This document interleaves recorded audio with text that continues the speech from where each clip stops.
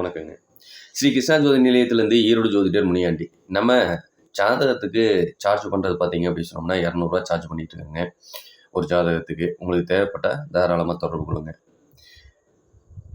இப்போ நம்ம பார்க்கக்கூடியது 3வது ஜாதகங்க. அதாவது 14/11/1992 ஆண்டு பிறந்த ஜாதகத்துக்கு உண்டான பலன்களை பார்க்கலாங்க. நீங்கள் பிறந்து 33 வருஷத்தை பூர்த்தி பண்ணியிருப்பீங்க. நீங்கள் பிறந்தது சனிக்கிழமைங்க. அதாவது தேய்பிறை சதுர்த்தி திதியில் நீங்கள் பிறந்திருக்கக்கூடிய அமைப்பு. அதாவது திருவாதிரை நட்சத்திரம் மிதுன ராசியில் அமையக்கூடிய அமைப்பு உங்களுக்கு சந்திராஷ்டமமாக அமையக்கூடியது மகர ராசி சந்திராஷ்டமமாக அமையும்.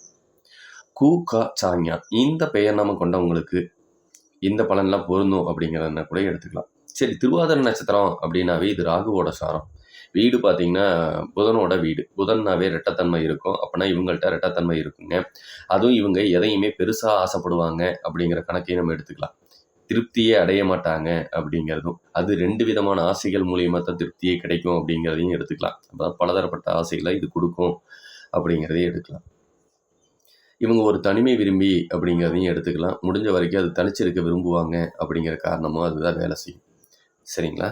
உங்களுக்கு உண்டான குபேர புள்ளி சுவாதி நட்சத்திர துலாம் ராசிலையும், அதிர்ஷ்ட புள்ளி பரணி நட்சத்திர மேச ராசிலையும் அமையக்கூடிய அமைப்பு சூப்பராக இருக்குங்க.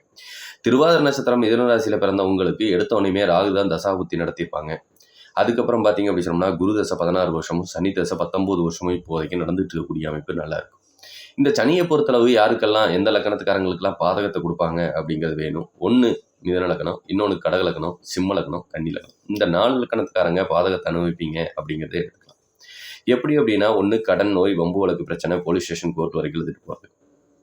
இது தீரா கடனையும் தீரா நோயையும் ஏற்படுத்தும். சில சமயம் ஊர் விட்டு தேசம் விட்டு உங்களை வெளியே போக வைக்கக்கூடிய சூழ்நிலையும் உண்டு அப்படிங்கிறதே எடுத்துக்கலாம். இந்த ஜாதகத்துப்படி வேற நாடி முறைப்படி எப்படி இருக்குது அப்படின்னு பார்த்தோம்னா, கொஞ்சம் பெண்கள் விஷயத்தில் கவனமாக இருங்க. உங்களோட வயசில் மூத்த பெண்களோட உங்களுக்கு சகவாசம் வரக்கூடிய அமைப்பும் தாம்பத்தியம் வச்சுக்கக்கூடிய அமைப்பும் இது ஏற்படுத்திடும் அப்படிங்கிறதுல கவனமாக இருங்க. கொஞ்சம் கவனமாக இருக்கிறது நல்லது. மனைவி உங்களை விட்டே கொடுக்க மாட்டாங்க, ஆனால் சண்டைக்கு மட்டும் பஞ்சம் இருக்காது அப்படிங்கிறதே எடுத்துக்கலாம். கொஞ்சம் பிரம்மகத்தி தோஷம் இருக்கிறதுனால நீங்கள் எவ்வளவு சம்பாதிச்சாலும் கையில் நிற்காத அமைப்பை இது ஏற்படுத்தும். பசுமாட்டுக்கு தீவனம் கொடுக்கறது இல்லை அப்படிங்கிற பட்சத்தில் மகாபாரத கதையை கேட்டிங்கன்னா இந்த பிரம்மகத்தி தோஷம் நிவர்த்தி ஆகுங்க. நூல் துணி சம்மந்தப்பட்ட வேலை உங்களுக்கு நல்ல லாபம். ஒரு சில பேத்துக்கு மெடிசின் சம்மந்தப்பட்ட லைனும் நல்ல லாபத்தை கொடுக்கும். சில பேத்து வக்கீலாக இருக்கக்கூடிய அமைப்பு இது ஏற்படுத்தலாம் அப்படிங்கிறத எடுத்துக்கலாம். கண்ணில் இடதுகண் பார்வை குறைபாட்டு பிரச்சனை, வீட்டில் அம்மாவோட அதிகாரம் அதிகமாக இருக்கக்கூடிய அமைப்பு, தந்தை வழி சொத்துக்கள் உங்களுக்கு பயன்படக்கூடிய அமைப்பில் தான் இருக்குது. அவர் நீச்சமாக இருக்கிறதுனால கொஞ்சம் பாதகத்தை கொடுப்பாரு அப்படிங்கிறத எடுத்துக்கலாம். முடிஞ்சு மற்றபடியெல்லாம் நீங்கள் சொத்து சேர்க்கக்கூடிய தன்மையெல்லாம் அருமையாக தான் இருக்குது அப்படிங்கிறத எடுத்துக்கலாம். தோல் பிரச்சனை, நரம்பு பிரச்சனை உங்களுக்கு அதிகமாகும். சரிங்களா? நல்ல புத்திசாலித்தனத்துக்கு சொந்தக்காரங்க தான். பெண்கள் விஷயத்தில் கவனமாக இருங்க. ஃபோன்னாலே உங்களுக்கு சங்கடம் வந்து சேரும் அப்படிங்கிறத சொல்லிக்கலாம்.